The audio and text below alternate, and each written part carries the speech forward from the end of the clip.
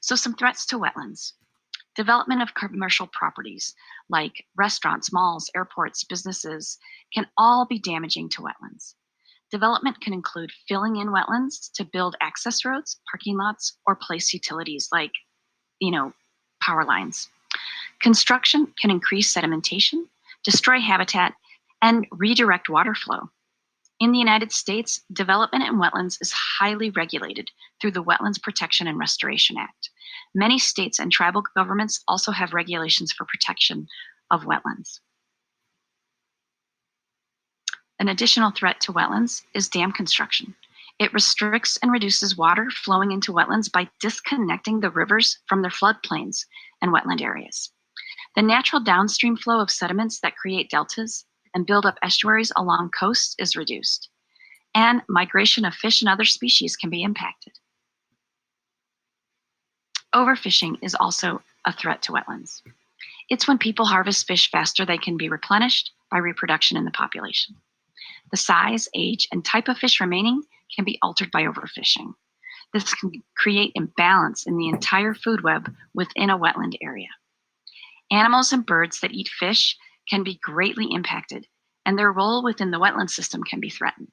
Some, like alligators, can be ecosystem engineers that impact the physical structure of habitats. An additional threat to wetlands are excess nutrients and pollutants from agricultural and industrial operations. This is a picture of a CAFO, or concentrated animal feeding operation. These operations raise and house millions of animals. Their waste has to be managed. This is a manure lagoon found at a CAFO. The heavy plastic lining and the thick-walled embankment are there to prevent leakage of nutrients and bacteria like E. coli into water sources. Management of manure, as well as other agricultural practices like pesticides and insecticide use, and soil management can help protect wetlands, surface and groundwater. So let's practice. We're going to describe potential approaches to environmental problems.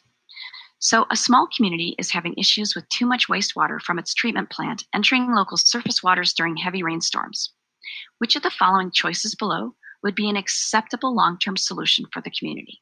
So pause the video and take a look at your choices. I hope you had a chance to take a look at your choices and choose C, that if you construct a wetland between the plant and stream to trap and filter the runoff, it can help solve the problem. What should we take away? So here's some ideas to take away. Commercial development can damage wetlands by destroying habitat, altering water flow, and increasing sedimentation. Dam construction disconnects wetlands from their water sources and prevents migration of species in the natural flow of sediments for delta formation. Agricultural and industrial activities can contribute excess nutrients and pollutants to wetlands.